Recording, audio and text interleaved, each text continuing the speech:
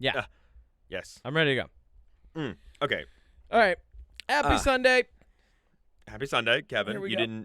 You had a nice, relaxing weekend. You had nothing of I did note not have a relaxing happen. weekend. No. You stayed home. Nope. And you watched I wish. TV. And I you wish. said it was great. I wish. Yeah, and your wish came true. Nope. So, I have a question for you. So this week, for Magnum Opus, I watched a movie Called that is from that era of young adult novels being turned into movies. You remember that late Which one? Because there's 2000s? Okay, I was gonna say there's a 90s one and then there's a 2000s one. It's the late 2000s, early 2010s when Twilight, Hunger Games, Maze Runner, The Giver, The Host, all that. Harry Potter was Divergent, Allegiant. Yeah. Did you? Okay, so have you ever heard of the book from I think it's 2005 around this time? It's called Uglies. No. But have you heard of the movie Uglies? No. Okay, I'm going to tell you two different premises. One is the real plot of the book. Okay. The other... I'm not going to look them up. I made it up. I was going to look them up. I'm not going to look them up. I want you to tell me... Which one's better? Which one is true? Which one is the real plot? Okay. So you have to figure out which one of these two. One I'm making up and one is real. I feel like you're going to tell me both of these, and then the reveal is going to be that one is the book and one is the movie. And they're both real. But go ahead. Okay. Okay. So, in a future world, young kids, because obviously young adult novel. Many young kids. They strive to be prettier. So they go out and hunt for resources in a post-apocalyptic land in order to grab supplies that helps create a miracle potion that makes them pretty. Okay. Second plot. Yep. In a post-apocalyptic world, on your 16th birthday, you get a surgery that turns you super pretty. And because in the past, all the resources were used up, this has solved all of the world's problems and nobody's upset anymore. I think the second one is the real one, and then the conflict is that the world's boring.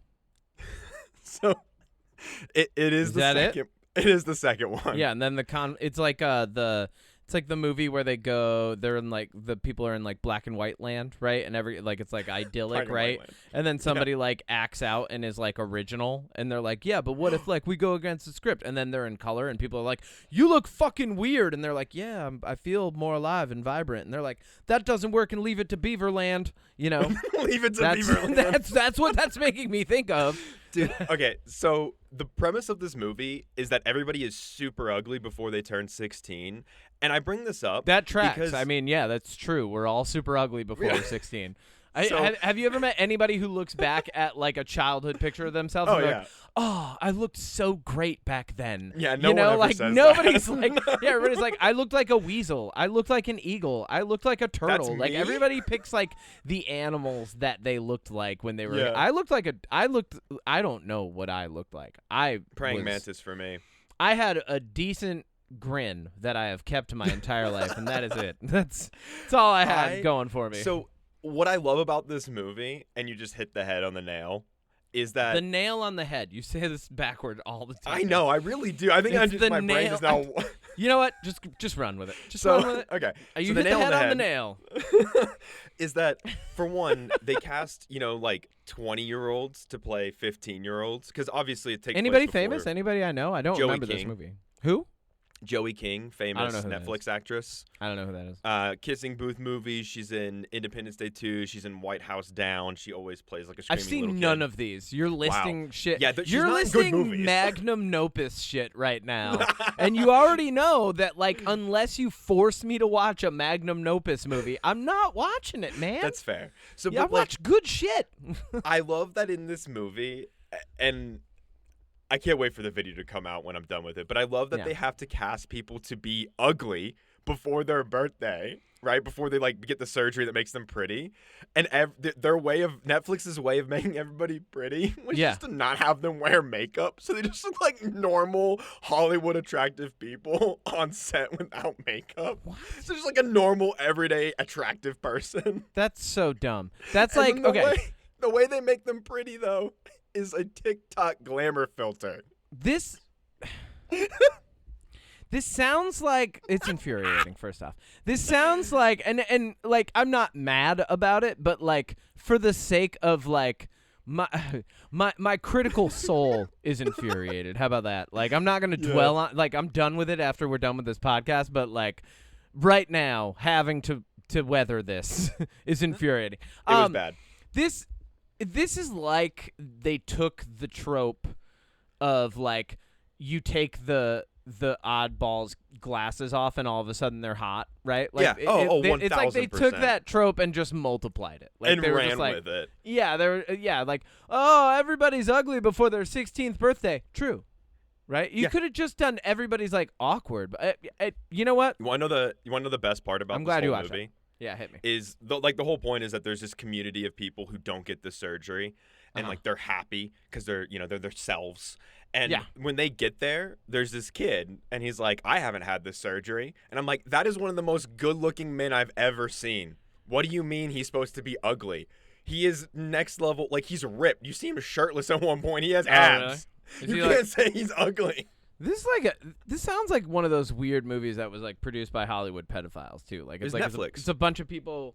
Yeah, but I mean like produced, not just Netflix. Like I mean like, but like it sounds like it's one of those movies where like, cause you have this problem with anime, right? Like you're like yeah, they have a bunch of kids in high school who go like drink and get half naked with each other.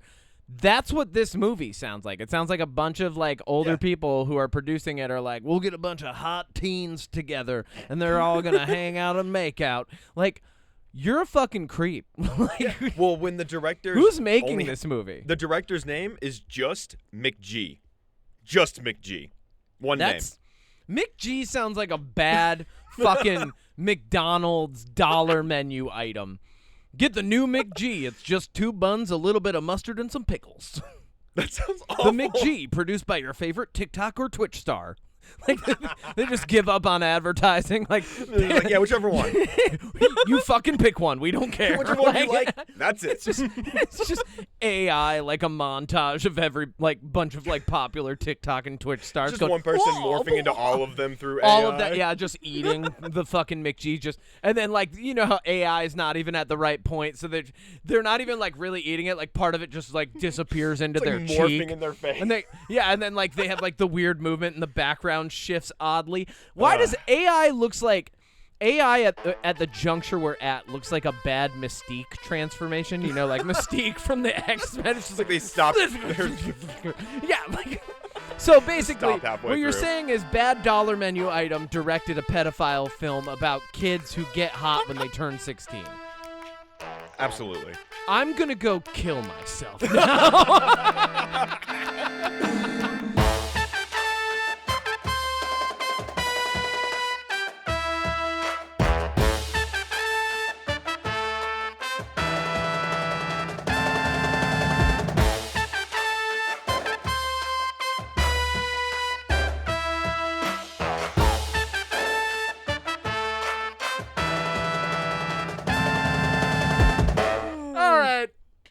You ready to clap?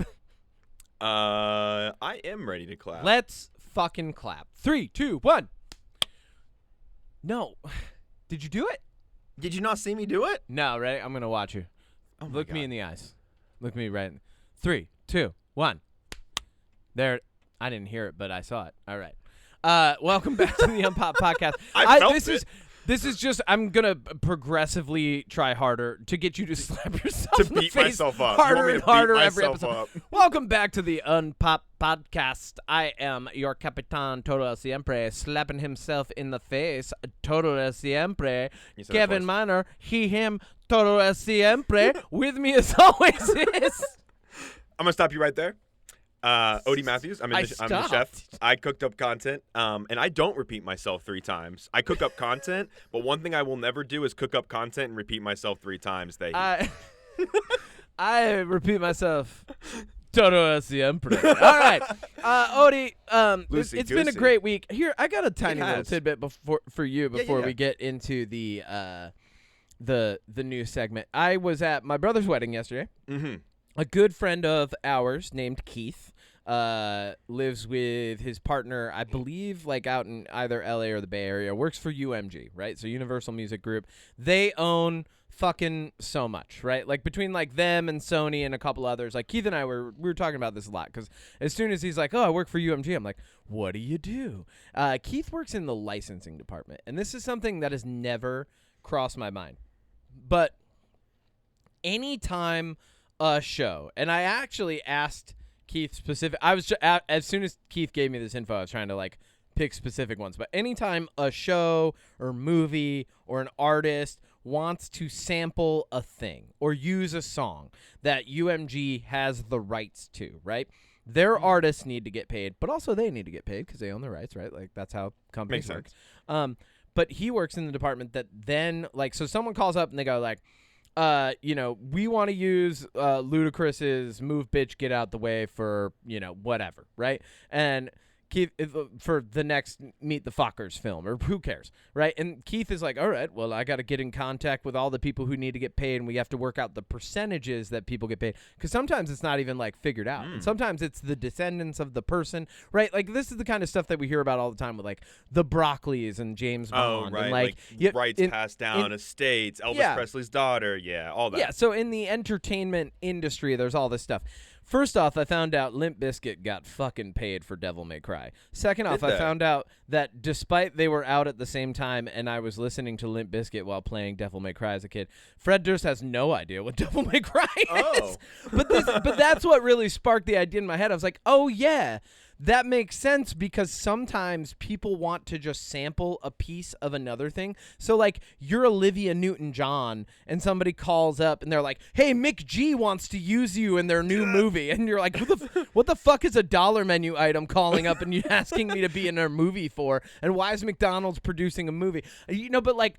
So, like, artists don't know, and then, like, you also have to send, like, depending on how it's used in the context you have to use it in, like, you have to send the script along to people. And so there's been... that makes sense, because they don't want their songs to be representing something they don't stand for, don't agree with. That makes total sense. More specifically, because this happens very often, I found out, Family Guy wants to use a song, but then all of the surrounding jokes are people just shitting their pants and farting. So the artist is like, no. Absolutely respectfully, no. You can't use Adele rolling in the deep for a Peter Griffin fart joke. I'm sorry. But then what actually happens, because it's cheaper and you can actually do this, is you can do parody clause and you can reproduce the song slightly differently, right? Like Weird Al, his whole career. But it was, so it was really interesting to hear about all the different ways that people go about this. And like sometimes a song like costs $300,000 to license, and they're like, well, we don't want that. That's actually on the low end. They're like, we don't want to pay that. What? Yeah, sometimes. But they're like, because there's so many artists. Like there's the producers and like there's people involved. Well, that's everybody getting paid. I was thinking that's just people gotta get paid for their work. So, get paid. And depends on their royalty contract and stuff like that. But like. Really, sometimes people are just like, well, fuck it. We'll kind of play it and have somebody else sing it. And, like, that also makes sense for, like, think about it this way.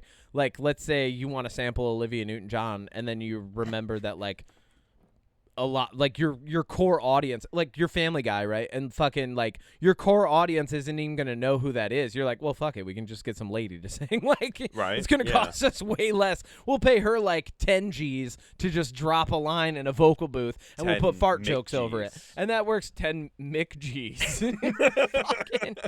Let's try to make that work, huh? Let's make McG happen. I can make McG happen. It's not about getting the bag anymore. You got to get some McG's.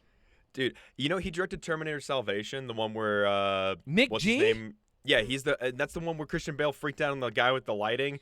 Got my fucking shot. Wait, that's his whole name?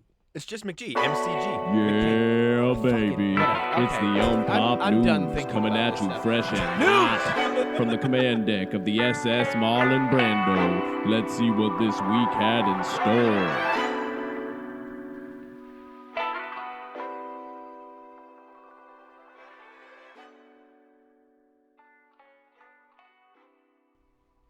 All right, what do you got for news this week?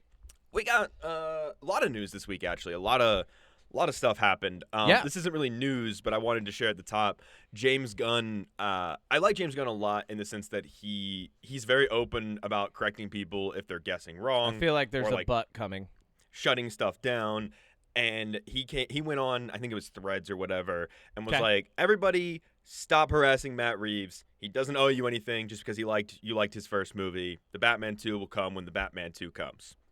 Yeah. And I just thought that was like kind of cool because I don't know if you've seen, there's a lot of like rumors people have been floating around about Matt Reeves that like a family member might be dying or he has like mental health issues, and like really we don't know, and also we shouldn't speculate, but also maybe he's just putting a lot of effort into the Batman 2 and he's just not ready to film it, like that's probably what it is.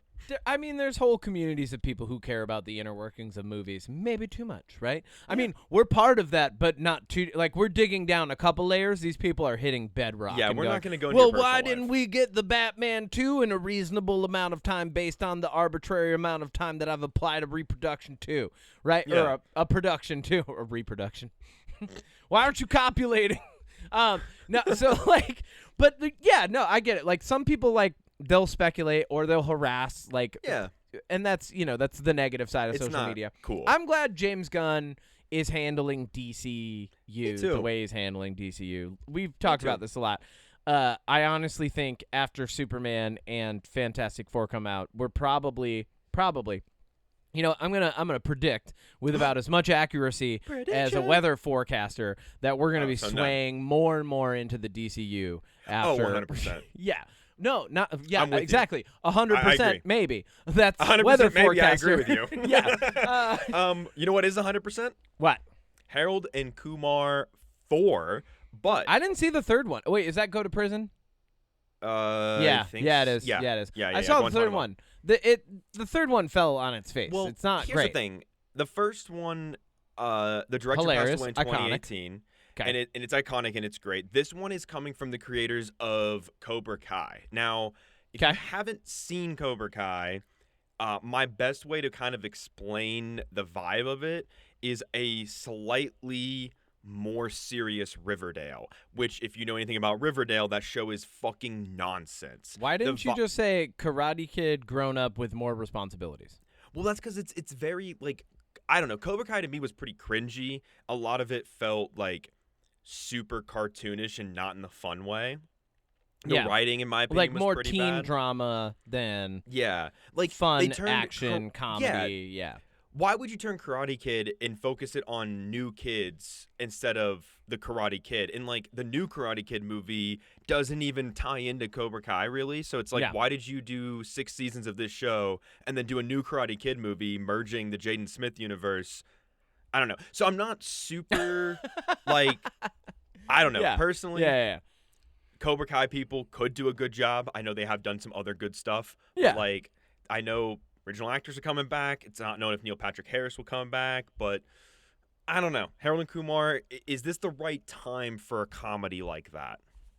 I mean, it's a meta comedy. The first one was like a meta comedy commentary on teen movie comedies of the day, right? So like it was kind of its own version of not another teen movie, but I would say it was like not another college movie, right? Like that's really what it was. A couple guys, they get high, they're kind of slackers, they want to go to White Castle, bunch of crazy shit happens. It's dude, where's my car, but more versatile and zany, right? So like, I mean, as long as I feel like they're at the age, though, now where if you do a new Harold and Kumar, it's almost going to be like an Ice Cube, are we there yet type, like it's going to be like, isn't it funny that actors get older and then they make these family films? Here's a bunch of meta family film commentary. It's kind of like Bill and Ted 3. Like, it's a little, I think the charm of that was the fact that they were young slackers. When you age them up, it doesn't always hit the same, and Bill and Ted 3 didn't for me. I think I was more correct with Ice Cube's Are We There Yet? But that's fine. Okay, fine. No. I get what you're saying. I agree with you, though. I don't, like, it's harder and harder to stick the landing when you're doing a parody franchise. I mean, look at, like, the scary movies. Like, people are like, Scary Movie There's 1, Scary Movie 2, Scary Movie 3. Yeah, I know that's coming. Yeah. There's we're not also, there is another, I'm going to throw this in here because you didn't mention it before we started recording. There is a new I Know What You Did Last Summer coming out. Yeah, I figure we'll probably talk about that on the pod when it comes out. I don't know when it comes out. When it comes out. We'll talk about it when it comes out? Yeah, I don't know when it comes out. I saw the trailer and I was like, oh, cool, they're bringing back the cast. They kind of gave away a lot of the setups for the kills too fast in the trailer. Like, did you see that? You saw that before we saw our movie, right? 28 years. I saw it. That was the only trailer I saw. And like, I don't know. My thing with that franchise is the first one is good. Like, I like it. It's a good little mystery. It's a good like thing. But like, the chances of that exact scenario playing out exactly the same way again in the same town, feels like a stretch. Like this better be good because that feels like a stretch. I think this was another case of like they reveal too much of the movie already because like they 100%. Show like Sarah Michelle Gellar and Freddie Prinze Jr. And then she's like, "Come get me, you motherfucker!" Like at the killer, and I'm like, "Why would they get involved? She dies." Like their story was solved. It was wrapped up. Like I don't. Is this going to be like the killer's son and that's why they're tied in? You know what they should have done? They should have just aged them up and had them been like an old man and woman who are like, them hills are haunted. Lots of murders happened up there a long time ago. Yeah. All right, what do you got? Or I would be okay if it's a reboot in a way where it's like the events of what happened to them like are the same events as the movie. Like maybe those like it's, you know what I mean? Like it's redoing the first movie, but they're characters happen, you know what I mean? Or you totally swap genres and it becomes I Know What You Did Last Summer at White Castle, Harold and Kumar for the movie. Yes. Perfect. Speaking of perfect things, Blumhouse bought a huge share and ends up with the rights to Saw. That's what it looks like. So the Saw franchise has it was probably on sale. Let's be real. At this point. It was definitely on sale. It was on the clearance rack. They were like a $5 DVD. Yeah, and they opened it up and they were like, "You have the rights to Saw now." They're like, but I wanted to. This was just a $5 DVD at Walmart. I didn't want the rights Mission to Impossible Saw 3 on Blu-ray, and I got the rights to fucking Saw. I'd like to play a game. Can you make a better movie than what we've made for the past 5 years? Because I don't think so. We've been trying. I think so. So obviously, the first Saw is incredible. Like. Yeah. I mean, it's one of those movies that the first time you watch it, if you don't know the twist. Incredible indie film, yes. Incredible. It's like Sixth Sense level of, like, good twists. Great right? indie like, film. Fucking awesome. Everything that came after that, in my opinion, I will say this. I've never watched the Saw movies, but if you're like me, I've seen the first one, I should say. But if you're like me and you're like, man, I'm really curious about that world, let me just I want to plug a YouTube channel called Dead Meat. It is a great horror channel. They go over the plot of the movie and how it was made and kind of focus on those elements. So if you're curious about Saw but you don't want to watch, body torture, watch they have a video on all the Saw movies. They're awesome if you want to like watch 3 hours worth. That's how I know what happens in them. So I think we've gotten not a 10 in the main timeline, a prequel with last year's Saw 11, and we got another prequel called Jigsaw, and then we also had the one with Chris Rock and Samuel L. Jackson called Spiral from the Book of Saw. Yeah. I think a reboot, fresh start could be a good thing. I think, okay, real quick, 1, 2, 3, great trilogy, right? Had they been able to just wrap it the fuck up on that, would have been phenomenal. 4 comes out, and I actually didn't even go see it in theaters. I was like, that we've had enough. like even as a fan of horror movies, I was like, we've had enough of that. You can do something different. You can repackage this now.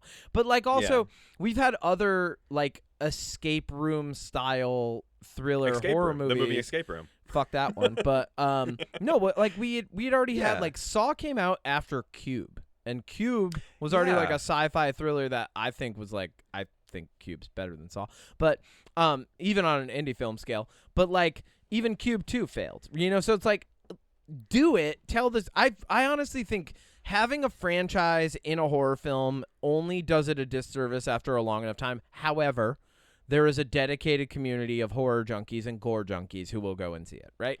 Oh, 100%. Totally fine.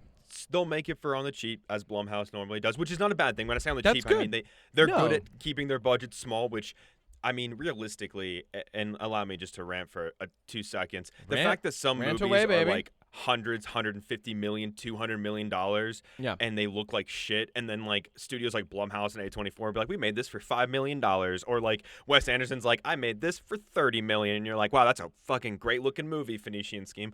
Anyways, I'll see it. I don't like body torture, porn, horror stuff. Like, that's never been my kind of... Torture porn, Torture porn, thank you. That got away from me. You're just combining everything today. It's body horror is one type, right? Like Tusk. like that movie, or Human Centipede. Yeah. That's body horror, right? Or Infinity Pool, body horror. And then you've got Saw, which is and Hostel, which are like torture porn. Yeah. Okay. I don't like those personally. But anyways, so Blumhouse is gonna try their hand at doing a little bit of a jigsaw. Yeah, I think honestly, like, come up with a new killer. They can be in a new city. They can be similar to Jigsaw. You can do all the Jigsaw shit as long as you just execute it correctly. I think we can get away from Jigsaw. Like, the more there's films that center around this serial killer who's trying to teach people deep philosophical life lessons through torture, the more I'm like, he doesn't have enough time for all this. Like, what does his fucking Microsoft Outlook calendar look like? Because there's not enough time to line all this Excel shit sheets, up. Okay? Yeah, and it's like, he's well, great then with it's Excel. Like, and then their way to write out of it is like, it's like, but then he had help, and you're like, and then his helper, and then he gets the helper, and like, you know, and like the helper's in a saw trap now, yeah, and I'm like, it's getting too complicated, like eventually it's gonna be like a boardroom meeting. They're gonna be like, all right, cool, how are we torturing Jenny this week? Did we all vote on how we're gonna torture Zach, Jenny did you this get week? the sandwiches? We've done so much broken glass, and we've done it really well. I want to give special recognition to Helen from the broken glass department. Oh, you know, like, good job, Helen. Good job. Yeah, everybody, Helen, you know, lunch is on me today. Like, honestly, that's where I think, like, that's in my mind, that's the logical conclusion of trying to torture, philosophize all those people. Yeah, it's too much. I think you either do it where it's a movement, where, like, you do it, you could set, I think Saw would work better as a TV show, where it's like an anthology almost, where it's like, this guy is replicating Saw in Chicago, and he's going after this person. And then the next episode, this person's in rural, Louisiana. In Jigsaw has become You know what like a I movement. like more is, like, what I like more than that is a good thematic murder mystery. And, like, we've still not tapped into so many great, I'm going to get a little nerdy on this, but we still haven't tapped into so many great, like, novels that do good thematic. Like, we deserve a Dante Club. I don't know if you ever read the Dante Club. The Dante Club's amazing. Like, I would rather get that before 5 other Saw movies. And it would be good. And it's gross. And, like, and it's well done. You could do another fucking Fall of the House of Usher, but do it in a more real and grotesque. Like, there's so many good, like, Edgar Allan Poe. There's so many good, like, darker gothic novels that can be turned into a good, proper murder mystery with a good level of gore and horror. They are turning an Edgar Allan Poe one in. Which one? I don't remember. Anyways, we got a lot of news. Yeah, keep going. Blumhouse Saw. Yeah. Look, I bring this up because we don't normally talk about this stuff, but I think it's important to note that there was a $260 million sexual assault lawsuit brought up against Tyler Perry right after his new movie came out. Whoa! Which is crazy. That's and a lot. I saw some of the text messages. It is pretty weird. I'm obviously not going to comment further than that because there's no more information. And turns out Tyler Perry might be. There's a slight chance might be a bad dude woman.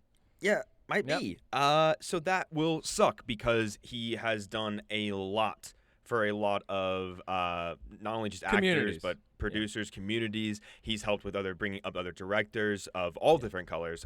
So he's been an influential part of Hollywood. He's one of the most successful in Hollywood. Yeah. I mean, the dude's only in his 50s, and he is like one of the richest out there, and he has produced some incredible content. So not content. He's produced movies. He's content on YouTube. You know what I mean. We're gonna be correct with our labeling here. Tyler Perry's not hopping on Twitch. Like, he's made good movies that people adore. He's jumping into Warzone and appreciate. Tyler, here's the funny thing. I always felt like Medea was like Tyler Perry kind of doing his own, like, Ernest. Remember Ernest? That's what I felt like. Medea was like an Ernest type film, and I was like, why are these this popular? Like, I low-key love Medea too. They're fine. They're fine. I just think she's stupid, and that's why I love her. That was. Do you watch South Park? Did you ever watch South Park? Did you watch the episode where they made fun of Tyler Perry? Yeah. Yeah. That was pretty much how I felt about it. I was like, yeah, this is stupid. Yeah, stupid funny, but, like, it's more stupid than funny. Anyway, I agreed. So speaking of stuff. Land of the Lost TV show might be getting rebooted. Now, we've already got a reboot with Will Ferrell. And the movie. With the movie. And Danny McBride. So, and some kids that I can't remember. One of the Island Boys was in that. He was the monkey guy. Yeah. So, I don't know. I never watched the original TV show. So I loved it. I only know vaguely about it, but it was okay. It was in an era of like 90s TV shows where, and very similar to the movement with like late 80s, early 90s cartoon shows that were they all kind of taught the same values over and over again, right? Like every week was like a lesson in like, well, this is why we don't keep secrets from one another, and who's learning like that lesson this week. Educational? Yeah, but then edutainment? But then the backdrop was changed. It wasn't edutainment because it wasn't like you're learning a lesson about this right now. It was like told through the story, but it would be like, oh, I found this meteor rock and it's weird, but I don't want to give it to anybody because it might be valuable or whatever. And then the meteor rock hatches like weird dinosaur babies or something, and then they're a problem. And there's a lesson because you didn't, to learn. if you had said something sooner and been honest, then we all could have solved it faster. Yeah, so, like, it was in that era, but, like, so looking back on it, like, it was fun to watch because the backdrop was, hey, it's a modern family in prehistoric times essentially living in, like, some weird makeshift treehouse hut thing. And the dad was, like, an engineer, so, like, they had some electricity and, like, some things, Yeah. Okay. Yeah. Well, I mean, I don't have much to say about that one, but I thought I'd bring it up because we might have people that are interested. But the movie's good. I feel like if it's coming back as a series, the production, obviously, like, the quality of production can go up, right? Like, it's not going to be, like, because back in the 90s, like, we only had so much capability. If you go back and watch that, you're going to be like, that's not a real dinosaur. But even as a kid, you're like, that's not a real dinosaur. Yeah. I feel like we were also better at suspending our disbelief when watching those shows. Because when I watch it now and I'm like, oh, that does, I'm not thinking that doesn't hold up. I'm like, oh, yeah, no, that's what that looks like from that era. 100%. It'll be better production value now. We'll see where it lands. Watch it become like a Pixar show or something. Maybe. But you know what else is coming back? What?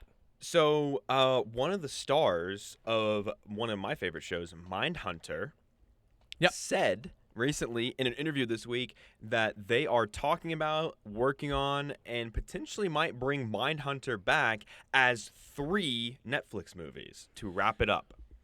That would be good. I would like that. I love Fincher. Right? That's Fincher, David Fincher, right? Yeah. Yeah. I love Fincher. I think Mindhunter was off to a really great start. It had a lot of problems with the second season production. And, like, it was... We talked about this with Andor. I think Mindhunter was the first show to notably run into this problem. The production value exceeded the return, even though it was getting all of the critical acclaim. Mm-hmm. You know what I mean? Yeah. So, like, it came out, it's amazing, everybody loves it, but it's not making the bottom line meet, right? And foreseeably so. Like, what are you going to do? Sell Mindhunter Funko Pops that are, like, it's like when a movie... Yeah. Like Indiana Jones ends up costing $400 million, and it's like, well, yeah, no wonder you didn't make even because you made a bad Indiana Jones movie and it cost $500 million. Well, in Mindhunter, it's like I think out of like people subscribing, and this is where the subscription service portion fails. Like I think people subscribing to watch Mindhunter still didn't break even because like they're not subscribing just to watch Mindhunter, like. And some people don't want to subscribe because they're like, I don't want anything else on there. And that's where I think the Mindhunter was done dirty by Netflix then kind of being like, oh, well, we should do less production value. We don't want to give you as much as we did for the first season because we didn't get what we thought we would get. But over the long, like there's too much perspective on the short time frame. And I feel like companies like Netflix aren't appreciative enough of a property being able to outlast the current cultural zeitgeist, right? And Mindhunter, I think, could. I think Mindhunter is one of those things that'll cyclically come back, and people will be like, "This was amazing. Why wasn't there more of it?"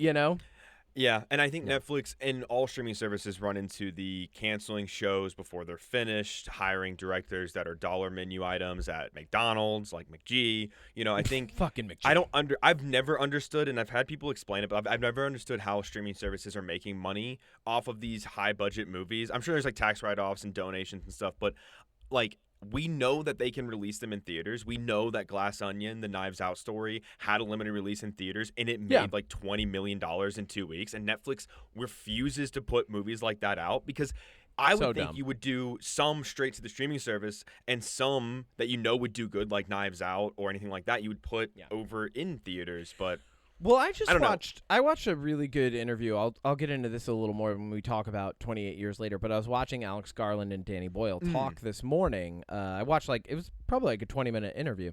And they were talking about 28 years later, and they were talking about the difference between film for cinema and film for theater and film for streaming. And they were saying like there's a cultural difference there because you might not get as many people to watch it in the theater, right? But there is a movement toward culture and toward a communal space in order to do that. And so the people who are doing that are much more appreciative and actually will go and share like the wisdom of that much better. And Danny Boyle was recounting when they worked on Steve Jobs. And he was in the theater, and like people went there to see the writing of Aaron Sorkin. Like a lot of people went there to see the writing, like Aaron Sorkin's writing, right? Because they're big fans of that writing, that art style. It's like the same way that someone would go to a museum and check out a specific piece of art by like Murakami or something like that, right? Or like Ryohei Hase. But like this guy stood up in the theater and was like there is like big long scene and like big, you know, like a lot of like dialogue going back and forth, and some guy got so pumped up he stood up and was like, "Fuck yeah, Sorkin!" Like cheering for Sorkin's not there, you know, but like he was so excited about it, and that's the difference between things being made for. I mean, look at the streaming space now. We have stuff that's being made for second screen viewing for the streaming space. So it's lesser quality. It's dollar menu items. It's fucking McG's, you know? Yeah, it totally and then you've is. got film for theater. And I don't know about your theater, and we can talk about this more in a second with 28 years, but like mine was a very polite theater, but very responsive to what was going on screen. And I like that. I like, you know, polite responsiveness. People weren't chatting. It was like, oh, shit, you know, like stuff like that. And like that, I'm okay with. For a Friday night release, a little sparse, I think, for 28 years. But I had a lot of friends text me after I posted. I decided I'm going to start sharing when I go see one of the movies that we're talking on the podcast, because I've been really bad about like sharing more poignant things that I'm doing on social media, you know? So I just posted a little story and like put like it was everything that it needed to be, right? But I had a bunch of people message me after that and go, "I'm going to see that this weekend. I'm going to go," you know, like, and I was like, you also cool. Went to a 9 o'clock showing. I went to a primetime 7. Oh, at true. a huge theater in a very popular area. 9 o'clock showing is a little bit late for country bumpkins up here. All right, what's next? I've got one more piece of news, and then we're gonna do what I'm gonna call a lightning casting round. Just some quick fire. You're just gonna cast people real quick. You're gonna tell Hollywood what you got they're this doing. job. You got this job. You got this job. Post Malone, you're taking over. Nicholas Hoult, Mindhunters. you're in every movie for the next year. Ryan Reynolds, I'm recasting you as Superman. Refilm it before it comes out. Jason Statham, take a hiatus. Okay. No, Jason Statham is gonna be Hercules. All right. So I got some video game news for you. Are you a fan of the Borderlands games? 1 and 2, yes. Okay. And Tiny Tina's Wonderland was fun. I played a little bit of that. That was good. Are you a fan of the Borderlands movie? No. But okay. No, why would you ask? You know the answer to that.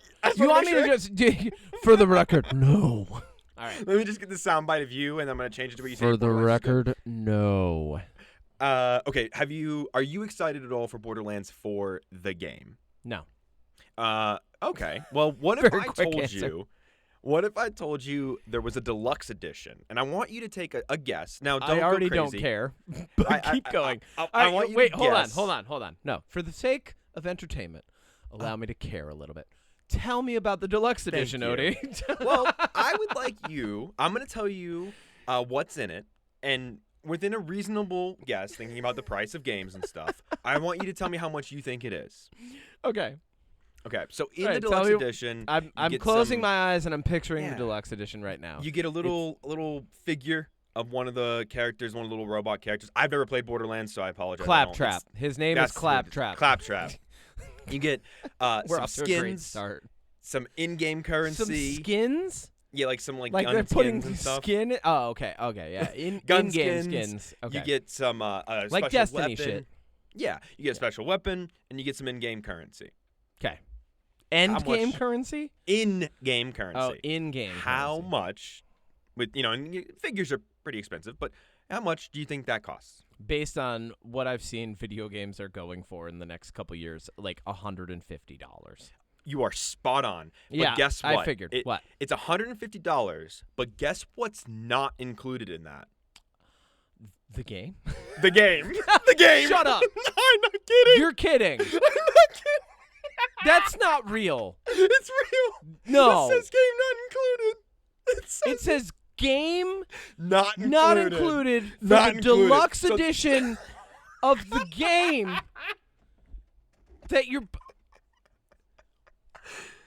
Why are we doing this? What is this for? What is this for? There are... All right. Dear listeners, there are many signs that blatantly point us to the fact that capitalism has turned into something else entirely. But nothing makes it more clear than a deluxe edition of a game that doesn't include the fucking game. Isn't that incredible? And this is after the creator guy was like asked in an interview, are you worried about the price of this game and people being able to buy it? And he literally said, if they want it, they'll find a way. Yeah, fuck that guy. No. That guy. No, you're talking about the game creator from Gearbox who does all that shit and Riot Games. Yeah. The guy who does all the Borderlands. No, fuck him anyway. He's always sucked. Yeah. No he one. Even the people who love that game don't like that guy. Yeah, exactly. He sucks. Yeah, fuck Isn't that guy. That's fucking insane, dude. Yeah. $150 for basically a figure and some in-game stuff that you have to go then buy the $80 game to get. So that means that you're spending almost $250 on a game. You're spending $230 on a game. That is half of a new console. That is a used PlayStation on the marketplace. That is insane. Yeah, no, fuck that. No. And especially like I'm a fucking millennial hipster who's getting back into collecting physical media because fuck everybody who wants to delete the shit off their streaming service just because they can't support it anymore because, like, they're producing too much content and flooding the fucking market. Fuck you guys. You're creating your own problems, and it shouldn't be my problem. You don't hand those problems down to me. I'm going to start collecting physical media. Fuck you and your lack of game. Yeah, anyway. Yeah.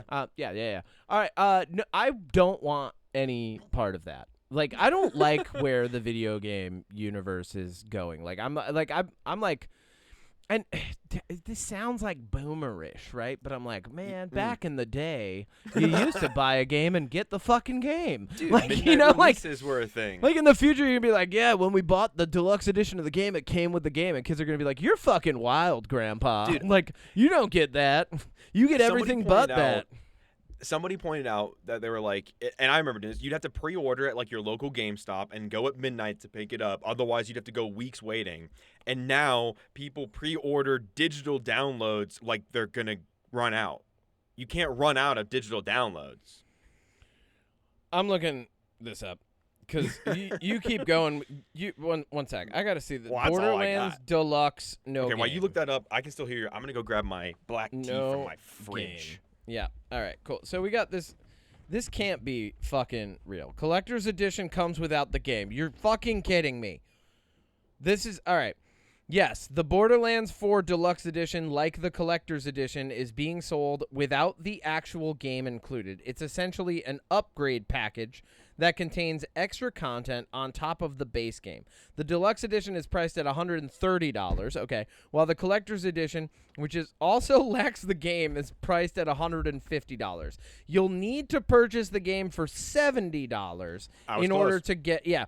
But, okay, so there's the Deluxe Edition at $130. That's the one I was talking about. The Collectors, I'm sorry. For $20 more, there's the Collectors at $150. But then you still need to buy the game for $70. Fuck you. That's $220 for a game. I hope you're... You know what? I'm going to play the weekly fucking right here. Yes.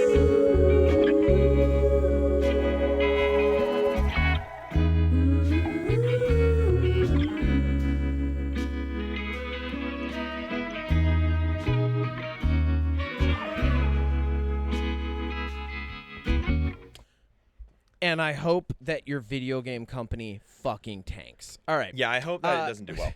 Moving on. All right, lightning round of casting. You ready for this? Yes. Nicholas Hoult, you're in everything. Austin Butler, you're in at least 5 movies next year. Pedro Pascal, you're everyone's dad now. All right. All right. We're getting a Dragon's Lair movie starring possibly Ryan Reynolds. What is that? What is Dragon's Lair? It's an animated. Hang on.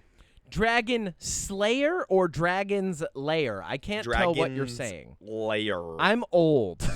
Dragon's Lair. Dragon. So Lair. It's a video game franchise. It's an old video game. Like Dragon's Lair. Dragon's Lair. Do another D&D. We don't need Dragon's Lair. Yeah, right. For real. And especially not with Ryan Reynolds because that's basically the D&D movie with Chris Pine. It's just Deadpool. This is Dragon's the director, Lair movie. The director did the Dora the Explorer movie and the Muppets movies. No, I remember Dragon's Lair. That was a cartoon back in the day, and it was real dopey. Yes. Okay. Yes, it was a comedy. No, this actually could be good. No. Yep. No, I'm down for that. I'd still rather have D&D. Same. Russell Crowe joins the Give me more new Chris Pratt. No. I don't like Chris Pratt. Or not Chris Pratt. Chris Pine. Sorry. Oh, I was going to say, I like Chris Pine. No, Chris Pine, not Chris Pratt. Yeah, I like Chris Pratt. You go. Russell Crowe is joining Henry Cavill's Highlander movie in the Sean Connery role from the original. So he's going to be the mentor. Okay. Unless it's a complete rewrite, that movie's not going to hold up well. There's a lot of bad jokes. Like, have you ever gone back and really watched the old Highlander movie? So you should do this for Magnum Opus. Oh my God, I was going to say, it's on my list to do the entire franchise. They're not good. Yeah, I've heard that most of them are bad except for the first. The first one's okay. Like, there was a cartoon. I liked it. It's been a while. This is supposed to be rapid fire. Keep going. I was about to just, like, everything that you bring up, I'm like, we'll talk about Highlander at some point. There was a cartoon for Highlander that was actually the best thing in the fucking, like, 90s. It was amazing. It was actually amazing. Like, it was really cool. Something that's better. And also, what a great premise. Like, you have to chop a guy's head off in order to, like, take his power. Immortal. It's and then lightning strikes you. It's amazing. Come on. It's like every kid's fantasy. Yeah. Oh, dude, totally. Yeah. So Seth Rogen wants Vin Diesel to join the second season of his Apple TV show, The Studio. That would be great. I'm in. Stupid. No. No, it's fine. Okay. I want to see Vin Diesel start playing, like, stupid, smarmy roles. He's at that age. I think he would be good in a comedic role as long as he can, like... Okay. Come here, Vin Diesel. Get over here. You gotta sit him down? Sit down. Crisscross applesauce. I know that this is going to be really hard to do from the seat of your luxury yacht in between filming your race cars. An unnecessary amount of Fast and Furious sequel movies that no one asked for. But if you could just go do The Studio for at least a season and put your fucking ego aside, then we'll be good. And I'll even give you some graham crackers if you're being Kevin's good. Yeah, I know. Up there he goes. All right. You made him cry. He ran away. You insulted the Fast and the Furious franchise. He said he's going to make 5 more. All right. Great. Dave Bautista might join Roadhouse 2. I'm down for that. That's fucking... Okay, Roadhouse 2 is... we need a Roadhouse 2. It's happening. Also, but Dave Bautista's... It's a good thing that he's good. Conor McGregor might not make it. No, he probably won't. To Roadhouse 2. I don't think he's going to be committing crimes. Conor McGregor has somehow become like a drunken Irish Carmen Sandiego that no one wanted, just going around the world. And video footage is just surfacing of him doing wild and debauched things while committing crimes and going to courts. You know, Dave Bautista, Kevin has missed the point choice. Of rapid fire. Everybody. Sorry. I have not been able to rapid fire any of these. All right. I'll shut up. Well, I'm almost done now. I am done. My last one is John Berthnell's Punisher joins the new Spider-Man movie. Let's talk about this for 10 minutes. Let's talk about the Clayface movie for a second because you wanted to. That also it's found its lead. Wait, is John Bernthal being the Punisher? In the new Spider-Man movie, yes. In the new Spider-Man movie? Yes. With Tom Holland? Yes. Your favorite, John Bernthal? Yes. Is going to bring guns and shoot at Tom Holland? I hope so. I'm fucking into that. I hope he shoots. I will say this. The Spider-Man 4 is rumored to be more street level. So we might see Daredevil. I mean, and if you're Punisher bringing and in the stuff. Punisher, it better fucking be. Like, Well, okay, Punisher has think fought about aliens. you've read some of like the Spider-Man Punisher novel comics, right? Like they're fucking brutal. Like those are the ones. Like Spider-Man's like all quippy and they're fun and like there's still a little bit of that in the Punisher ones, but like the Punisher shows up and it turns into like half a Todd McFarlane. Oh, absolutely. Comic, you know, like all of a sudden dude, it's like he's mean. Yeah, the Punisher's like, I'm love glad it. that I shot the shit out of Spider-Man. I gotta go get laid, and you're like, Well, they'll whoa. probably team up. I imagine they're gonna team up, Well, I fucking like hope Daredevil so. did, unwillingly. I hope so. Yeah, I hope he's not shooting at him. I hope he does, because that's what the Punisher does. Like go after Spider-Man. Well, I meant for the whole movie. Like I don't want it to be. Yeah. I hope Well, that's not what it is for the whole thing. What usually happens is Spider-Man shows up and he's like, "You can't kill those people." He's like, "I don't know if you know what my name is." Like, Well, wait, it's know? gonna be a PG-13, so they'll have to tone him down. Oh no! I just All right, realized there that. goes my hope. There goes my right. hope out Well, the here's window. your hope restored. Yep. Clayface movie is going to potentially be rated R. It is Yes. definitely going to lean more into a horror dramatic element, and it's found its lead actor in a gentleman named Tom Rice Harris. I think I'm saying that right. That's how you say his name. Say it with me now. Say it on 3. 1, 2, 3. Yes! I didn't know what That's we were good saying. news. Here's some even Do you better want to do it again? news. Do you want to do that with me? It felt good. No, I'm good. The director, the director is a guy named James Watkins. Now, I will say his filmography isn't my favorite. He did most recently the Speak No Evil American remake, which misses the point of the original, in my opinion. That might not have been him, though. Okay, keep going. It might not have been.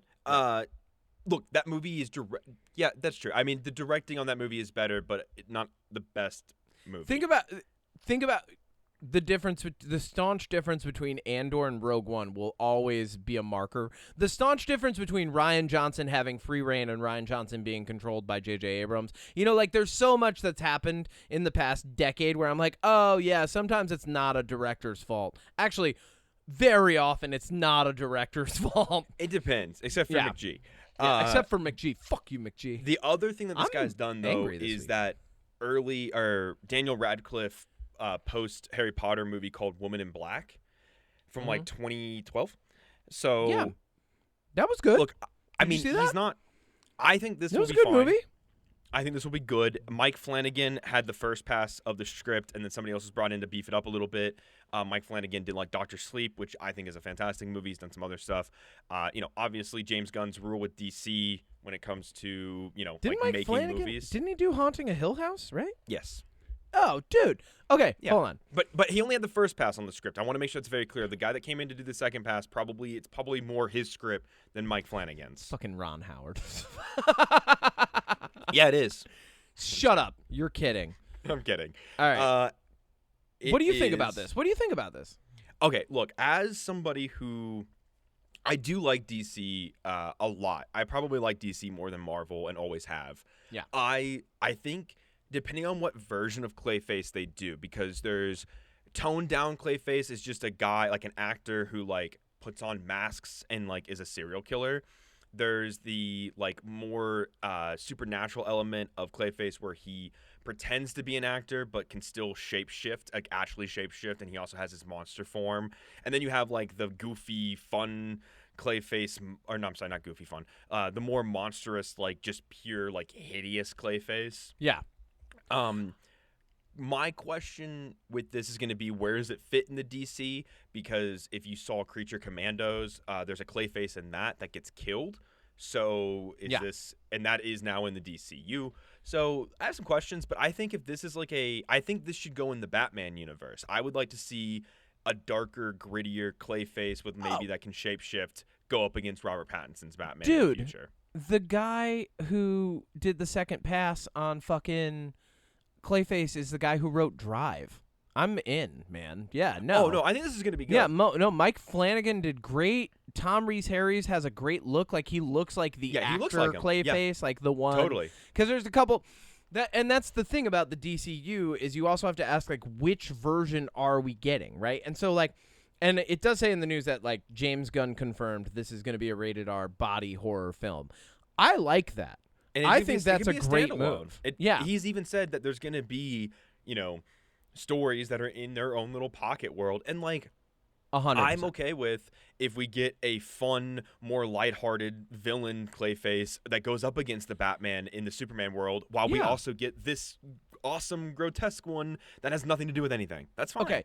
And Mike Flanagan does a very good job taking horror as a setting rather than horror as the medium through which everything gets pushed. Do you know what I mean by that? Yeah. Like Mike Flanagan does a really good job of Haunting a Hill House, also Midnight Mass, right? Midnight Mass is like a cult classic at this point already. And it's because the whole premise is actually a misguided use of religion. Right? So, like, that's actually what's really happening. And how does that change the different people and the way that they engage with that?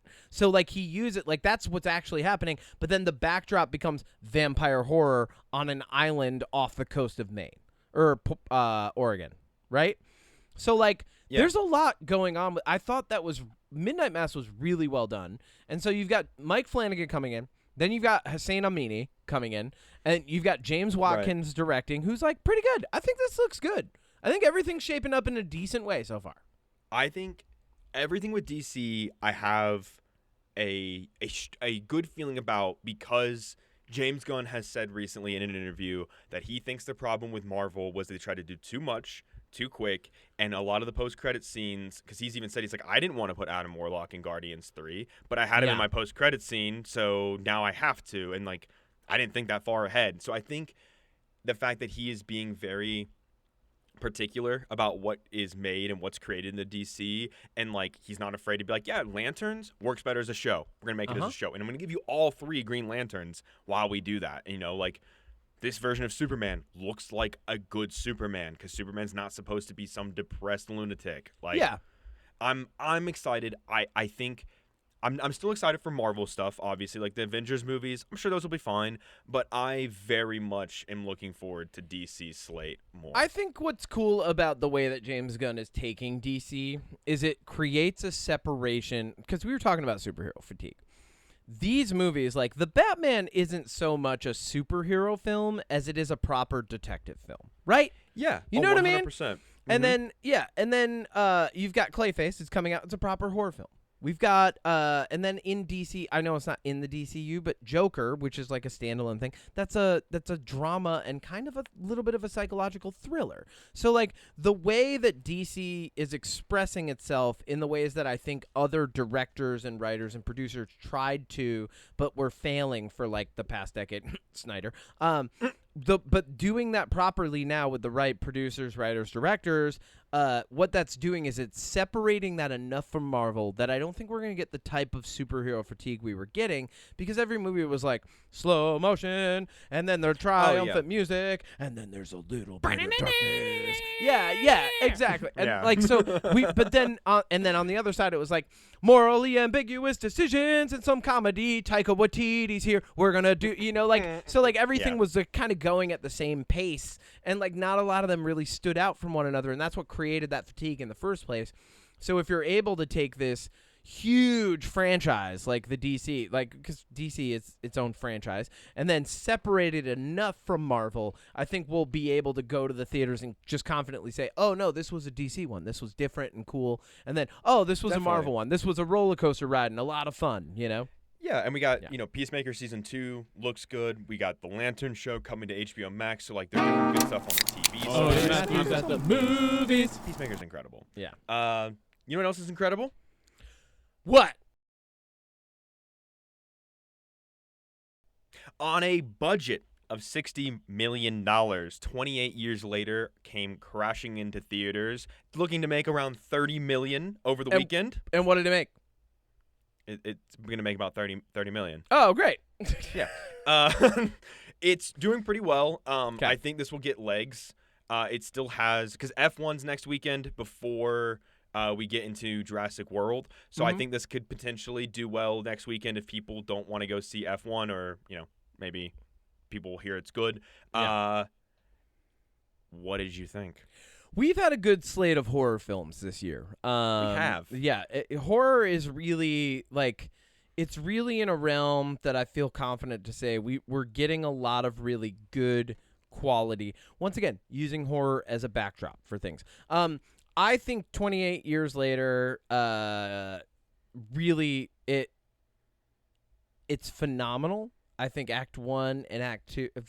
I actually have almost the same exact feeling about this as I did about Sinners. I right? had a feeling you were going to say that. Yeah, Act 1. Fuck incredible. Yeah. Everything. So, and same thing with Sinners, right? Act 1. Incredible. Phenomenal. Yeah. Loved it. Absolutely insane. Like, great intro. Like, everything that's going on. Juicy. Great. Act 2. All right, cool. We're in a different realm. We're kind of like, and I love the way, like I said, I watched that interview this morning. I'll talk more about that. But, like, I love the way that they approach just like, what does an isolation zone, what does a quarantine zone look like? You know, what is it like 28 years later? It's very different. What does society look like without the continuing development of technology, right?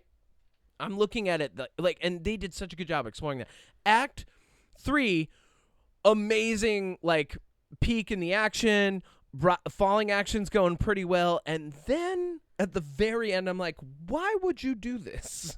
And so we'll go through that in a minute. Do you want to cover the story, or do you want me to just sum everything up real quick? I will sum everything up real quick. All right. Sum it up. Walk us through the story. We start out 28 years ago when the outbreak first happens. By the way, this is one of my favorite title cards.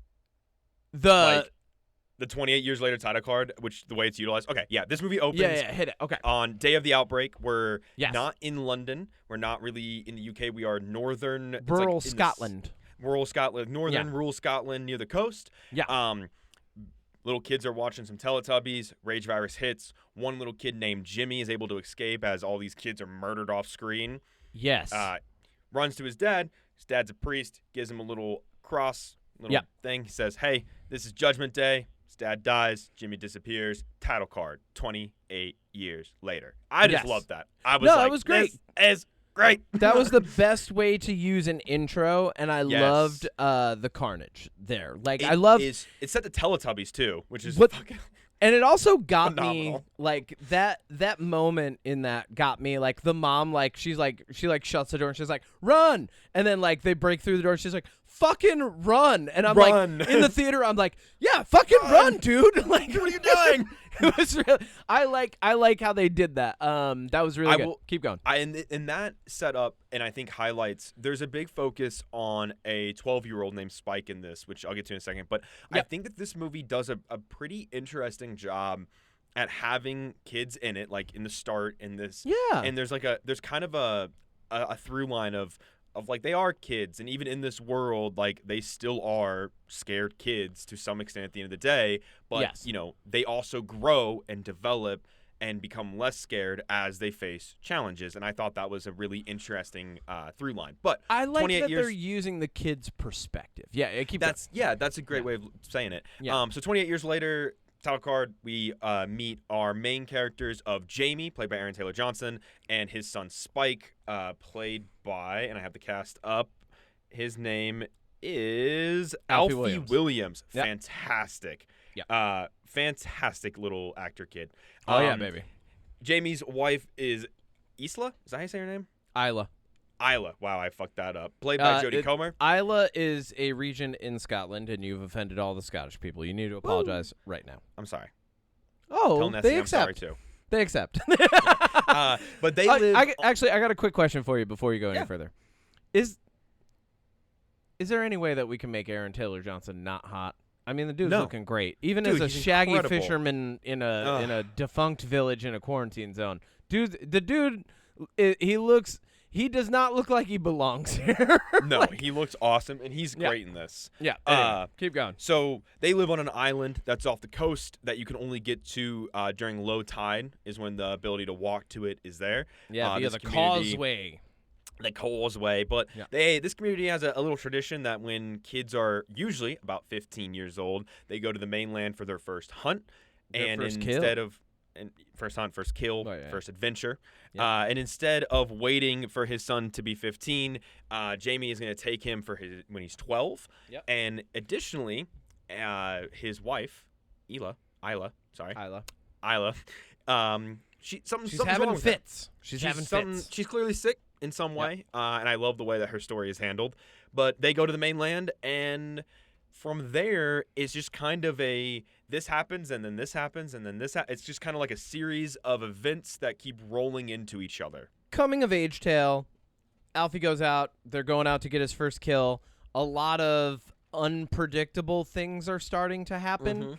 And yeah, you can't do much else without doing spoilers, but it turns into, a coming of age adventure tale involving that kind of centers around Spike, Isla, and Jamie, right? Yeah.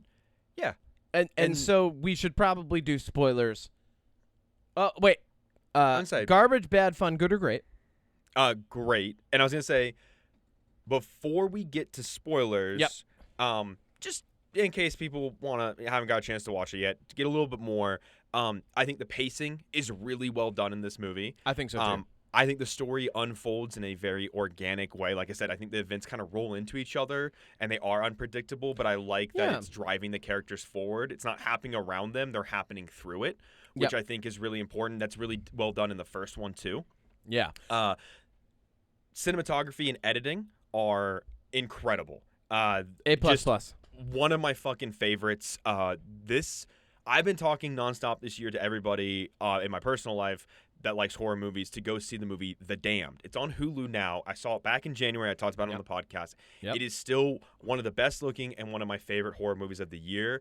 Not even close to the same kind of editing, but these two movies, for different reasons, have incredible look, incredible editing, incredible pacing. It's just like... Well, Danny Boyle and Alex Garland said that they wanted to keep the feeling of a lightweight portable camera on the set. So, like, one of the things that they worked with their cinematographer on, if you want to look up their cinematographer's name, I know that you're into that. But one of the big things that they worked on this with their cinematographer for is keeping that type of filming that they used in the first one, because they had the Manchester Bridge scene in the first one, and what they did, they were actually doing that for more budget and convenience back in the day, where like it was like 10 cameras filming this guy going across a bridge so they can make it look like time is passing more, right? And it took him a long time to walk, but what they really did was just walk across it once, get 10 different angles.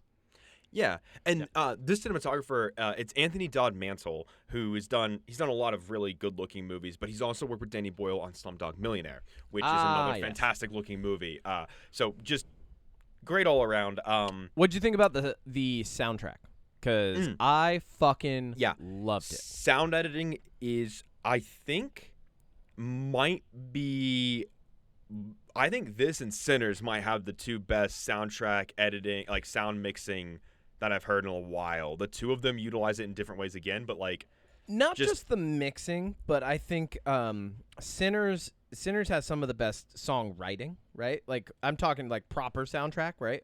Music production wise, Ludwig Göransson crushed it and did everything that Ryan Coogler wanted him to do for Sinners. This movie, however, was produced and curated by a hip-hop group called Young Fathers, and they knocked it out of the park. And actually, it happened because they didn't know exactly what they were going to do for all the music production, the ambiance, and stuff like that, and then they got back the trailer clip.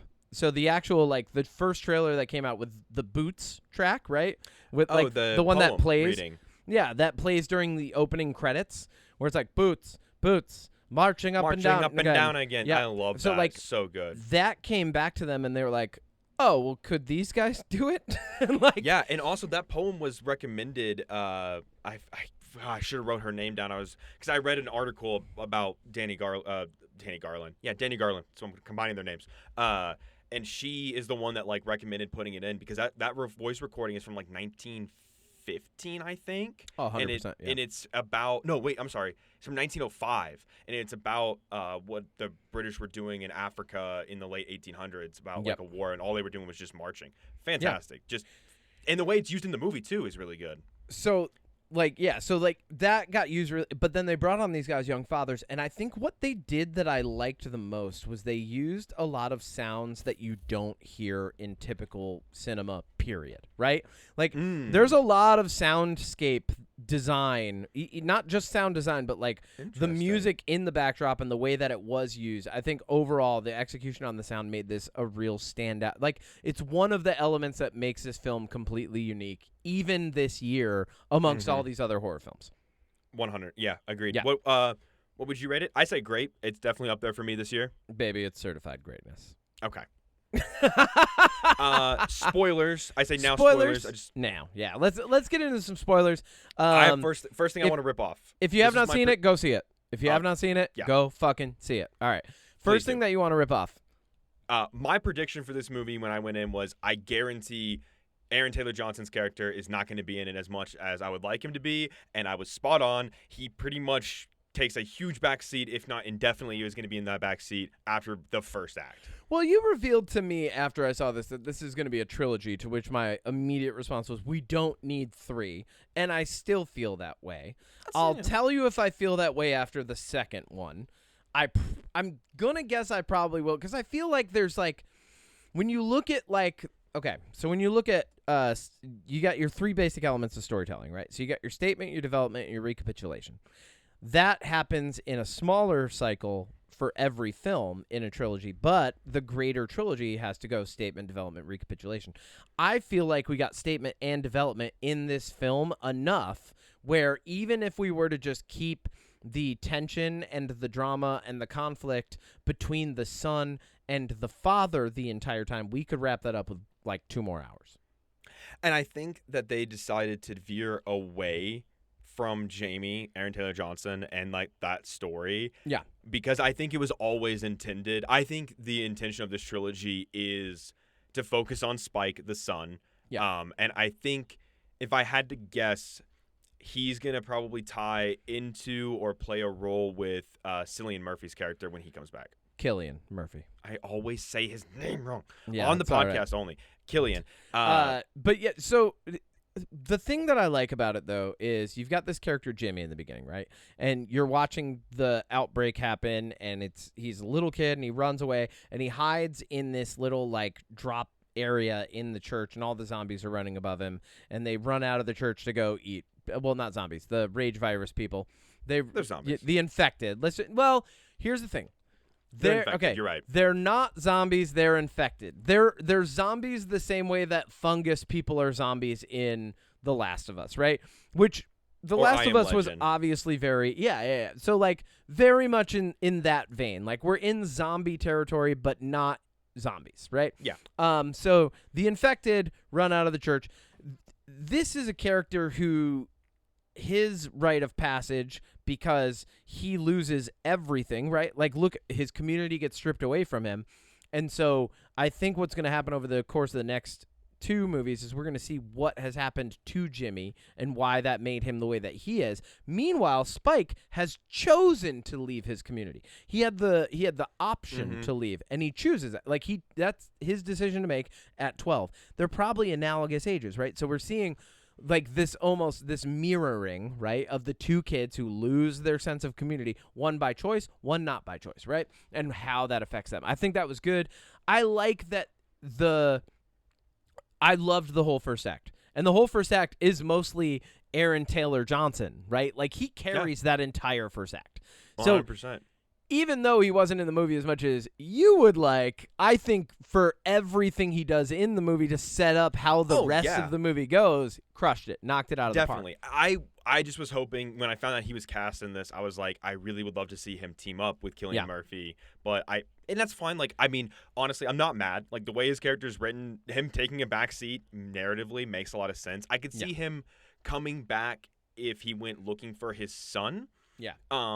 But I just don't think that's really what his character needs to do. I think I think he didn't go out looking for him, because I had a feeling he was doing that, and then when it turned out he didn't, I was like, oh no, that's good. I'm glad he didn't. Yeah. Yeah, I don't think, and like if he doesn't show up again, that's fine. Like I honestly, narratively it makes sense. And that's my biggest like compliment to this movie, is that if you're waiting for Cillian Murphy to show up, if you're waiting for a cameo, if you're waiting for a reference to anything that's happened, you're not going to get it. And it makes sense because why would these people in northern rural Scotland know about anything that happened 28 years later in London? Like it makes sense. This feels a little bit like a Fallout game plot in that you go out, you do the intro mission, right? Like that's the whole first act. And they go out and they do shoot some infected and they come across an alpha.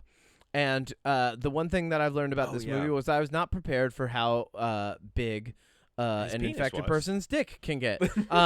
But these people are naked because they're infected. Well, here's the thing I like. I like the commitment to like, why the fuck would they wear clothes still? Their clothes are gone. Yeah, like they've ripped them off and they're crawling on the ground and eating fucking worms and shit like that, Yeah. So like, why would they do that? But the big thing about the first act, I think the themes that we get are like, one, your parents might not always be telling you the truth, right? Like, and that's a big coming of age thing. So that's part of the statement of this. Like, your parents might not always be telling you the truth.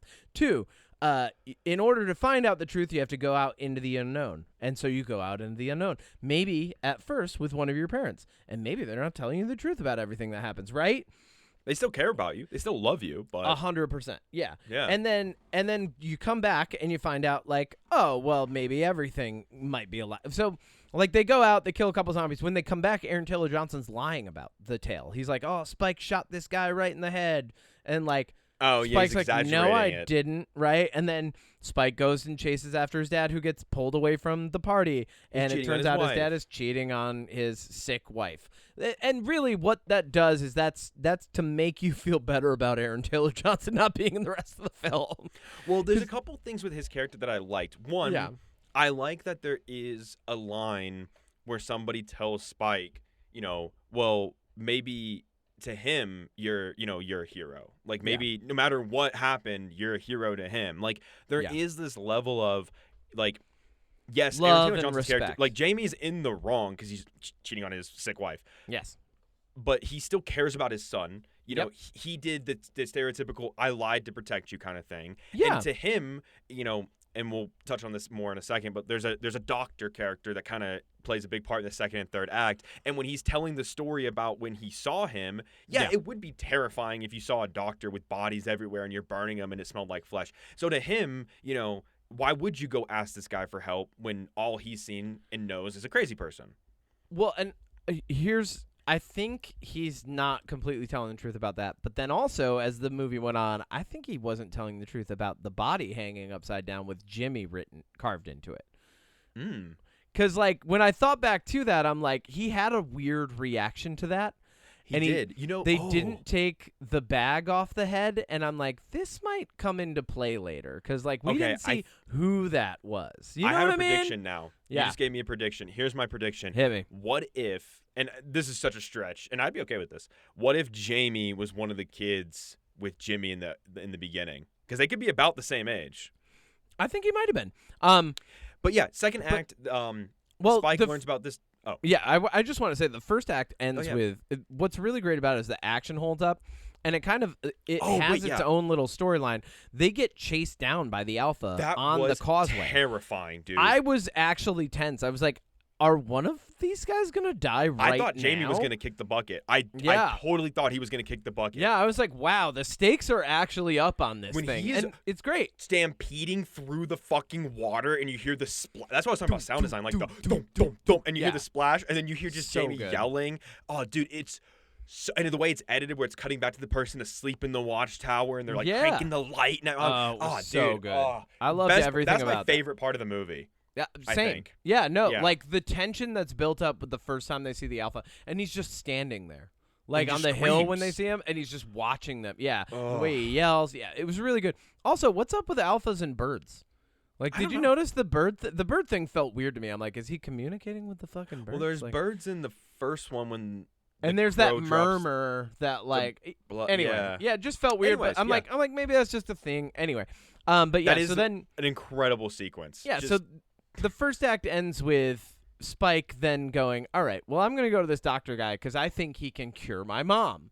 And he's like, and I know two things. One, there's a doctor. Two, my dad's lying to me. might as well just see if I can take my mom. Because, like, why would he trust his dad? You know, his dad lied about his dad's cheating on his mom. The rift between them was very organically played out through the first act. So Spike goes and sets fire to the utility shed. Bad move, Spike, first off. But, like, set fire to something else. But rude. I get it. He created enough of a distraction. He gets his mom out of there. They go into the woods. And then we open up, like, what I think is, like, the real, like, second act, proper development of this part of the story with him and his mom. And he still doesn't know everything that's out there. And neither does she. And they're just kind of like, they're more prey than they are predator out there, you know? And so you're like, wow, I don't know how this is going to play out. And as that's happening, a Swedish Navy boat crashes to shore, and only one of them ends up surviving, as the rest of them just get demolished by an alpha. An alpha that plays a pretty big role. He basically does the move from Predator, where he rips out. Oh, Samson. Yeah, Samson. Or Samson. Sorry. He rips off your head and your spinal cord attached, like That's a predator. His thing. That's his thing. He does it to animals. He rips the spinal cord right out of you. Crazy. So I like that Jamie, Aaron Taylor Johnson's character, originally when they see the boat, he's like, probably French, and then it turns out they're Swedish. I was like, oh, that's cool, because, like, you wouldn't know, but you would guess, right? And then, like, you have, I like how they showed that, too, because that was a nice little breakup in the action. You're like, oh, what's this introduction of these characters? And only one of them survives. And then Eric. And then they very quickly, like, you know, the another thing that I really like about the beginning of the second act is the mom. Spike, who is like, I'm the man now and I'm in charge and I got to protect my mom, falls asleep on guard duty. Oh, and has an infected crawling at him and, like, is about to eat him, and then you see just a bag come over its head, and I'm like, oh, is it his dad? Like, I'm like, oh, his dad came out to find him. No, it was mom. She, like, had a moment of clarity and, like, destroyed the thing, and then wakes up and can't remember it because she's got I think she played problems with her brain. Oh, I thought she was playing it coy. I thought she remembered, but she didn't want him to know. No, and you know what? Honestly, the fact that we can't tell either way, I think Jodie Comer crushed it. She did such a good job. Great. What a hard role to play someone who has, like, cancer, but not just cancer, like cancer of, like, the whole body, like, and very obviously in her brain as well, which is why she's getting all these headaches and, like, you know, she's having a tough time. She might even have a cancerous tumor up there. You don't know, right? Yeah. Like, all we see is that she's like, she has fits of sweating and fits of, like, grunting and can't remember things properly. And that usually happens when something's, like, pressing on part of your brain, you know, because your body's fighting against it. And, like, but yeah, so she has cancer. She wakes up and can't remember, or is playing coy, that she killed this, like, infected. And then we cut to the Swedish team. We get one survivor, and then pretty quickly they meet up. Yeah, they go to a gas station. Spike and his mom run away from some infected because they're in a field. He takes one out, the one that in the trailer everyone thought was Cillian Murphy. Oh yeah, and then that looks very much like Cillian Murphy. I don't care what anybody says. Really did. It's it's undead Cillian, or what? It's infected Cillian. So infected Cillian is in the first movie. And we've been told by Alex Garland and Danny Boyle that regular Cillian's going to play a bigger role in the second and third. Yeah, Jim. Yeah. It's his name. Yeah. And he's also a producer, so he's definitely going to play a bigger role, which we're going to talk about when we get to the end of the movie. I'll talk about the sequels. Yeah. But yeah, so they run to a gas station. He helps them out. They meet up, and immediately this guy's a dick. Yeah, I mean, I think he's reasonably frustrated. I don't think he's a dick. I think, because I kind of, like, as he was talking to them at first, like, that was my first reaction, but then I'm like, actually, he's bringing up all logical points. He just saved two people, wasted ammo to do so, right? I mean, really, he, like, killed a bunch of infected, but, like, and then he's like, you guys are worthless to me. Like, you don't have any of the gear. What did you think if you saved a kid and a mom? Like, I mean, yeah. Well, as a military person, I'm like, come on. I think he did it because, like, one, he was trying to kill the infected. Two, like, he was like, all right, well, I'll help these people out because, like, all of my training. But then afterward, he was like, oh, you don't even know. Like, I think he helped them, and he's like, oh, survivors in this land. They understand it. Like, and then they're like, we don't know anything about this. And he's like, well, what the fuck? Like, that's bad luck, you know? I like his character a lot because, for one, I think he stays in the movie a perfect amount of time. Yeah. But two, he is a really nice, again, organic story element that enters to give our two focus characters kind of a reference point and a glimpse at the world. He has a cell phone. We have a pretty comedic moment where he shows a picture of his fiance, and Spike's like, "Oh she's my allergic God. to shellfish because her lips are so big." Well, that whole scene where they're all sitting down was actually a really nice way to break up the tension of the two halves of this, right? Because really then was. And then very shortly afterward, and then we get pregnant, infected. I went to the bathroom during that, thank God. I was told about the scene, but it sounds gross, so I'm glad I didn't see it. I know what happened, but so gross. There's like, gross, whatever. Like, I don't like pregnancy births in movies. Like, it just like it wasn't like obscene, but like, so we get like a Kieran told me it was obscene. It wasn't obscene. Like, no, maybe he's just squeamish. No, a baby came out of a pregnant, infected lady. But they said they cut her open and like pulled it out. No. Oh, they were messing with me. No, fuck. No. They cut the umbilical cord. So we get a pregnant, infected, obviously impregnated before she wasn't. Well, not obviously, but like impregnated. I think before she was she was pregnant and then got infected. Right. That's what I'm thinking. Yeah, and like, but what the whole point of that happening was to show that like the human body still has some resiliencies.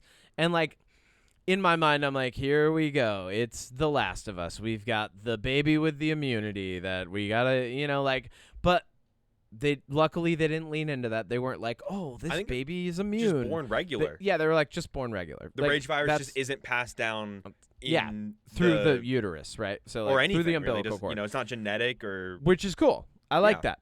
But this whole scene involves Samson, right? Who very quickly kills the Swedish guy who's standing. As soon as the Swedish guy's standing beneath, he's backing up, and as soon as he's standing beneath that open, like, I'm like, you're dead. Top of the train, I was like, you're done. And then, of course, the hand comes down, pulls him up, rips him, pulls the skull out. Like, that's Samson's move, right? And then very quickly after that, we get baby umbilical cord cut. They rush out of the train, and then Samson gets a dart to the neck. And it's Ralph Fiennes, who is, Dr. I Kelson. think, the standout performance of the entire film. Ralph, I loved everything that he did, even though it was a little bit wacky. It turns out he melts bones and then turns them into sculptures to remember the dead. And that's why he had all the dead bodies that Jamie was talking about. Like, that actually felt a little, like, it's kind of funny because it's on the poster, and so you're like, oh, yeah, no, that looks gruesome. I thought that was just like a graphic for the poster. Oh, and then it turns out that's a huge thing, is the skull pile, right? And, like, he melts the Swedish, and then he's like, why don't you go pick a place for him? I'm like, you're fucking weird, dude. We learned some stuff from him, though. We do. That we didn't know before. We know quite that a the virus doesn't like iodine. No, not at all. You cover yourself in it, you're fine. And then that's all we know now. We still don't. Yeah, we know that is one of the things that I've always appreciated, really, about even 28 Weeks Later, which I'm not a huge fan of that one. Yeah, me neither. And neither is Danny Boyle or Alex Garland, because I didn't like how the studio interfered so much. But we've never really leaned into the premise of a cure. We've never really leaned into the understanding of the virus. Deterrence, anything like that. Like, we don't, like, it's always fascinating to me that this, the entire island is completely quarantined, but nobody in the world for 28 years has given a shit enough to even try to remotely fix it. They're just like, well, they're there. We're here. It's fine. Yep. Who cares? Yeah, no, they just send boats around to, like, check Make sure it out. No one's trying to get off. Yeah. Which really just is giving more, like, I feel like I feel like that's a bit of like suspension of disbelief, right? Because you're like, well, why wouldn't they just quarantine it off for like however long and like just be like, yeah, we won't even send people around there. Let's just fucking leave it there and we'll watch it from afar. You know, like anybody who is on either side of the sea or any of the causeways, like just check it out. Like don't go over there. Nobody go over there because that's giving it food. Don't give the virus food. You know, that's what I feel like it would be. But that's like a simple solution, right? Like that's the logical solution that doesn't make for a good movie. But yeah, no, I like the thing that I liked the most about Ralph Fiennes' character is it shows a man who's seeking understanding for what's happening in their specific realm. He's studying Samson and the other infected, right? Like he's found a way to like knock them out, essentially, right? Yeah, he's got like these blow darts. Yep, with morphine and xanathine or whatever something he said. like that.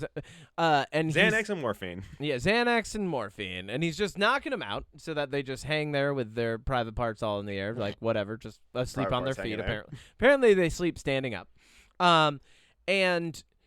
and then he's got his own little like area that he lives, and he's got the iodine on so they don't bother him otherwise, and he's like studying the bodies of people and making a monument to it. And this is where we get, I think this was probably the best twist of the entire film, and it's not even really like a twist, it's more so just like a heavy moment when he actually checks out Spike's mom, Isla, and he goes, he's like, I can't cure her. It's cancer. That's it. He's like, it's cancer, and we don't have the equipment for. Yeah, well, he's like her lymph.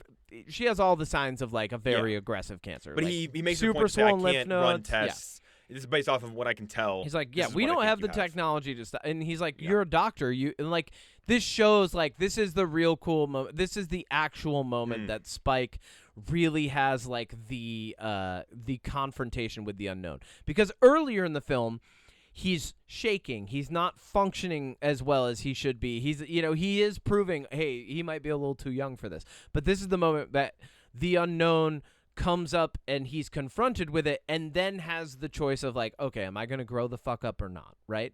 And he has to come to the reality of it. Yeah, and in a very cool way, and in a way that he recognizes he has no control over, and like showing a really interesting and almost like unbelievably immediate turn in maturity. They kill his mom humanely. The doctor, Dr. What is it? Kelson. Dr. Kelson.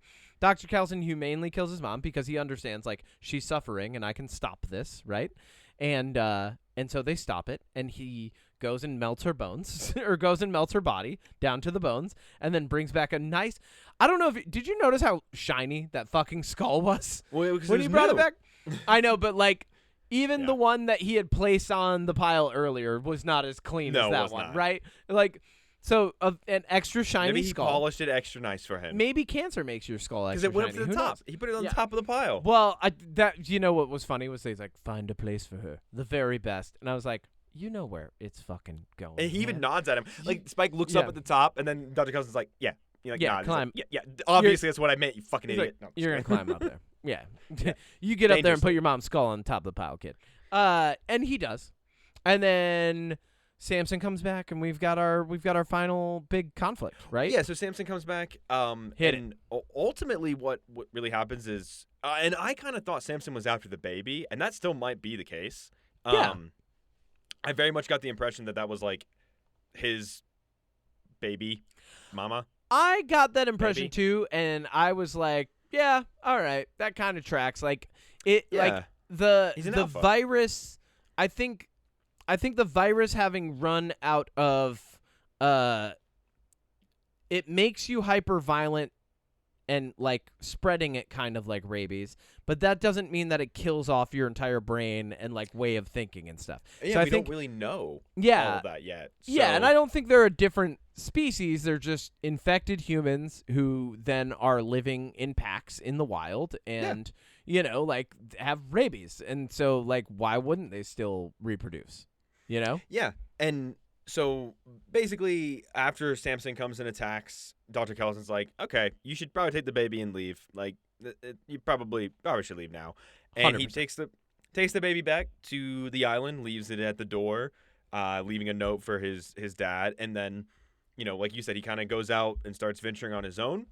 Yep. He ends up fishing. And while he's roasting a fish, he gets attacked by some infected. He's on this road. He runs to a dead end that's blocked by rubble. And what I thought was awesome, just because of the year we've had with movies, Jack O'Donnell, who plays the vampire in Sinners, shows up as Jimmy, but with the most bizarre and just fucking weird twist I think I've seen in a while that I actually liked. Oh, wait, shit. Jack O'Donnell was the vampire in Sinners. Yeah. Oh, he's in cool movies this year. Yeah. I didn't even recognize him. No, because Jimmy. He's dressed like very popular sex criminal fucking British superstar James Silva. Yeah, so Jimmy St. Crystal shows up, right? Or Sir Jimmy Crystal is his name. Sir Jimmy Crystal, yeah. This is where the movie, the end of the falling action of the third act is, all right, the kid has survived, and he writes a letter home to dad, and he leaves the baby there. And it's like, this baby was born from... Like, there's a lot of exposition, and I even at this, I was kind of like, all right, I'll suspend for the exposition dump. That's fine. Like, I don't care. Like, we're wrapping up the story here. And I didn't know that there were going to be any movies after this. I thought this was like a single installment. So I was like, oh, cool. Yeah, we're just wrapping things up. We'll get like one more scene, whatever.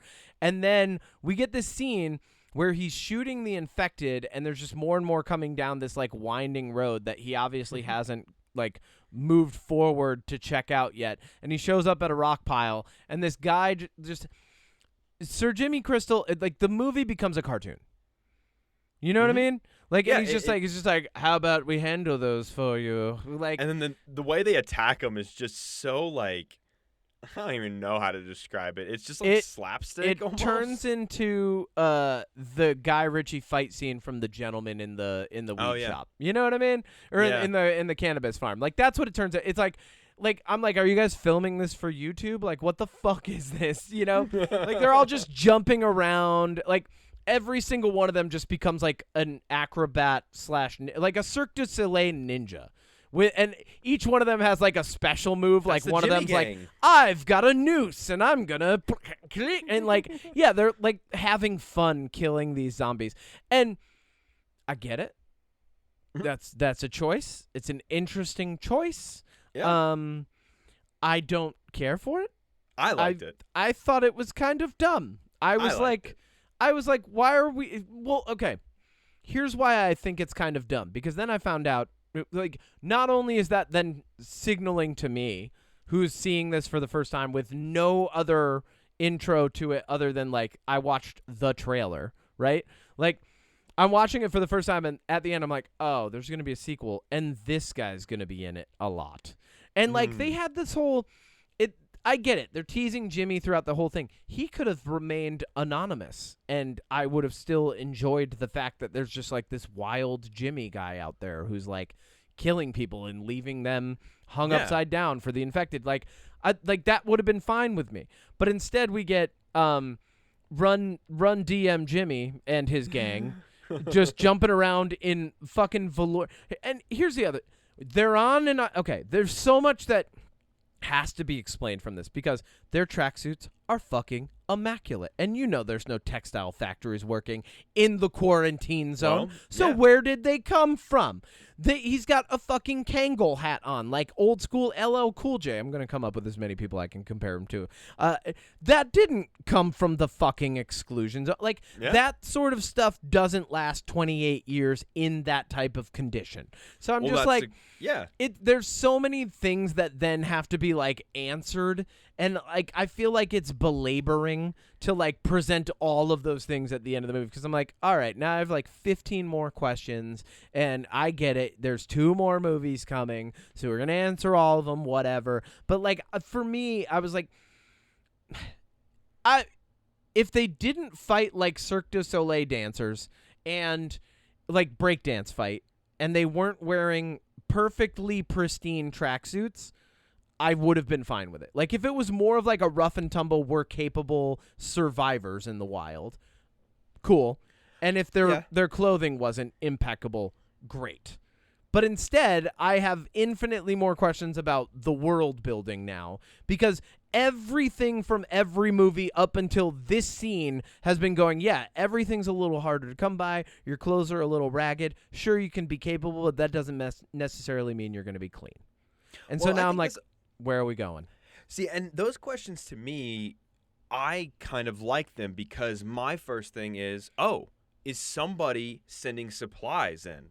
Is this guy have connections to the outside? They have to be. What does that look like? They have to be. I think there are some ways you can navigate this and it works. I understand where you're coming from, and I don't think that's a bad complaint. I think that's a very valid complaint to be like, well, yeah, these are the questions I have, and like, yeah, that the fight, I enjoyed it, but I also went in a little under the influence, so like I was having a good time, and like some of the editing and stuff was like enjoyable because of that. I'm not saying it was bad. I'm just saying, like, for the sake of the end, for whatever came before it. Now I have to see what happens in the second movie to pass proper judgment on this fight scene and the introduction of these characters, right? And it also takes it away from like the socio-political commentary that seems to be the running through line of all of these films, unless it's developed well in the next one. So like, all I'm saying is, like, you've made the next one a little harder to lift because we're not keeping ourselves grounded in that universe as much.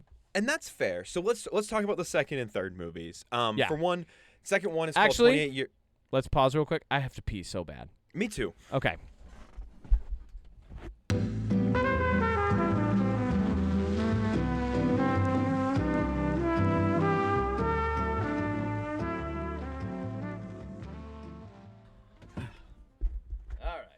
Oh my God. We're back. Okay. Yeah. So, next movies. Let's talk about it. There's going to be 2 sequels to this instead of 1. Once again, and I'm no famous writer-director, but I like to think that I've watched enough movies and read enough stories that I have a good intuition for how long a thing can be before it starts to feel too long or unrewarding. And I think that's fair. And I would normally be concerned about a trilogy in any way, like especially like this. But because of the creative team behind it, the control they have, and the trust that I have placed in them because I like this franchise, I'm hopeful. I'm hopeful this will be good. And I think this could end up being a fantastic 5-movie series in total that you could even start with just 28 years later and get everything you need. Even if you never saw the first one or the second, you can go into this movie not knowing anything and 100% enjoy it. Yeah. Would you agree with that? Yeah. Okay. Second movie. Hit me. It's called 28 Years Later, The Bone Temple. It comes out in January. It comes out at the very start of 2026. Okay, I like the title. Yeah, it is. You're winning me over. So this wait, is the Bone Temple just a place where all the alphas hang out? Because that's where I think these movies are going. All the alpha bros. Also, shout out to Chai Lewis Perry, who fucking plays the alpha in this, but plays like amazing, just gigantic roles all the time. Like he's the big guy in Craven. That Craven fights. He's in fucking Edge of Tomorrow. Yeah, he's like he plays a big guy in a lot of films, and like he did a really great job coming in. He knew the assignment in this film. Yeah, he's a big, menacing dude who rips people's skulls out of their backs. Yeah, it was great. All right. Yeah. Second one, Bone Temple. Yep. It is going to focus on, and I say focus. This just means these are the characters that we know. I can't the plot stop making the joke. Yeah, keep going. Is around. Dr. Kelson is going to come back. He fucking better. Yeah, Spike and Jimmy are kind of going to be, it's going to explore that dynamic. Jimmy's his new dad, who's not going to lie to him. Quote, like, I see where we're going. Well, I don't know. Because in this movie, Cillian Murphy is also going to show up at some point in the second. Yeah. And then I will say we know about the third. If it happens, Danny Boyle is still trying to get the funding for it, so it kind of depends. But if that third one happens, it is mainly going to center around Cillian Murphy's character, Jim. Now, the reason why I'm okay with the second and third movie is additionally, Alex Garland and Danny Boyle said the reason they decided to do a trilogy is because they had separate stories that they wanted to tell that they didn't get to, that they were able to incorporate into 3 movies that they even said can work as a trilogy, but they want each movie to also stand on its own. And that is why I have faith in this. Okay. Because this movie stands on its own, except for the weird end fight. But I think if the next one can pull off what this one did, where you could go in and not know anything about what came before and still enjoy the movie, I'm okay with that. Yeah, I get that. And, honestly, like, I say, like, oh, we don't need 3. But, like, that's just my opinion, right? And I'm still going to go see them. Like, of course, I'm obviously, this was good enough. After 2. Yeah, this was good enough that I'm not just going to drop 28 years later. Like, but my hope is that they aren't too long, right? My hope is that we are able to resolve things in a meaningful. Hold on. Wow. Oh my God. Hiya. Big sneeze. My hope is that we are able to meaningfully wrap up the story in a reasonable amount of time, even if it's 2 movies, right? Because to me, 6 hours would be too much. 4 hours is already pushing it. Like, another couple 2-hour movies, right? Because, like, let me see if I have the runtime for Bone Temple. This I thought it was shorter. It's like you said, good pacing is happening here, right? Keep the pace. I think that's a good move. Yeah, so I'm fine with that. All in all, great movie experience. Highly recommend it. Go check it out. Horror movies are great this year. It's a great distraction from the horrors of real life to go see a great horror film like Sinners or 28 Years Later. Hell yeah. And Aaron Taylor Johnson might be coming back for the second one, according to this report. He fucking better be. He's going to be part of the conflict. This second one wasn't directed by Danny Boyle, but it was written by Alex Garland and Danny Boyle. It is Nia DaCosta, who has done. She did for films recently The Marvels and the Candyman reboot. Well, and I think Danny Boyle and Alex Garland have good intuition, because Danny Boyle even recently said in an interview, he was like, looking back at Slumdog Millionaire, that was a phenomenal film, and we made a really great choice, but it's cultural appropriation, and we couldn't make it now. We would be looking for an Indian filmmaker. We wouldn't make that ourselves, even though we had the idea. I like that he has the sense about himself as a creator to recognize the necessity for a good film, so I trust their decision, right? Me too. Yeah. Cool. What's your jam this week? The live action How to Train Your Dragon. I got to go see that on Tuesday earlier this week. And I was going to come in with the joke that that's what I saw. I was actually going to text you after I sat down for 28 Years Later and go, oops, I messed up. I'm watching How to Train Your Dragon. We could talk about it. Okay, yeah. So let's talk about it. It's good. Hit me. It's good? Yeah, no, it is probably one of the best live action remakes I have ever seen. Is it DreamWorks or Disney Pixar? DreamWorks, okay. And it is the original director and writer of the animated movies, which I think is a huge benefit. Yes, he begged them to do this. He was like, no, you have to let me do this. Like, you can't pick anybody else. Was the right choice. They obviously changed some things from the animated to the live action. Yeah, you can't do a full DreamWorks movie in live action. The changes, in my opinion, they're fine. Like, I think one change really adds to it, and I think another change is just there for comedy, and I think that's fine. I think that the casting on this movie for live action is incredible. After I watched the live action, I watched the animated again, and it is just scary how good everybody in this movie is. Mason Thames, who plays Hiccup, doesn't sound like Jay Baruchel, but he definitely has the same cadence as the original Hiccup, and inflects in the same way. They got Jerry B back as his dad, Stoic, from the animated, and then I love that Jerry B was like, "Yeah, I would have been crushed if I didn't get to do this. I'm so happy I did. I love this role." He was bragging. He was like, "I got to work with the animators, and like they would see the way I was in the booth, and then I would see Stoic, and they animated him like me, and it was just so cool." And I was like, "Yeah." So like the heart behind this movie is there. the soul, the story. It looks fantastic. Bill Pope is the cinematographer who's done just tons of good movies. Oh, good. It's honestly, after seeing Lilo and Stitch, which I was hyped for, yeah, I was not hyped for this one. And it just after seeing the atrocity of Lilo and Stitch, seeing this was just such a relief. Like to be like, a good one. Well, it just shows you the difference between Disney and DreamWorks, right? I mean, making good choices like that. And meanwhile, Disney is changing way too much and doing too many live-action remakes and not really caring about the quality of them. I mean, nope. Lilo and Stitch, Snow White. So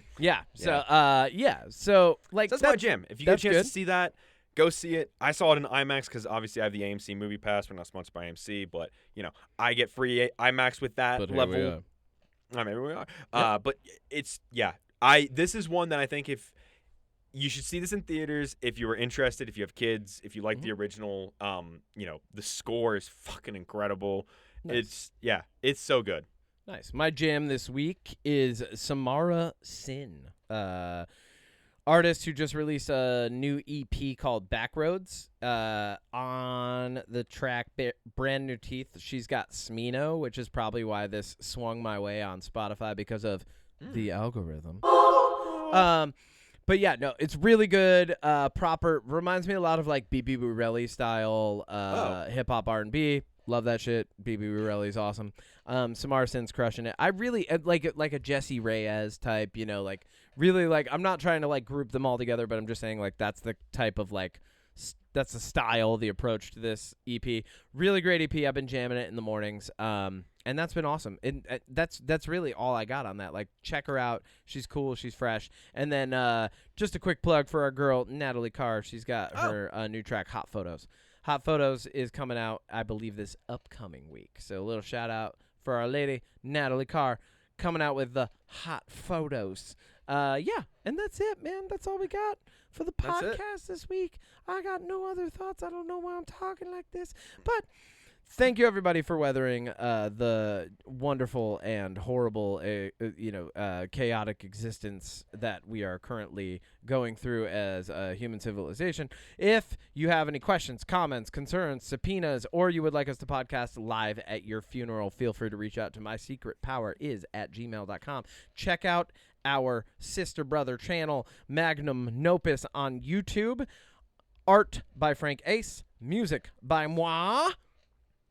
That's it.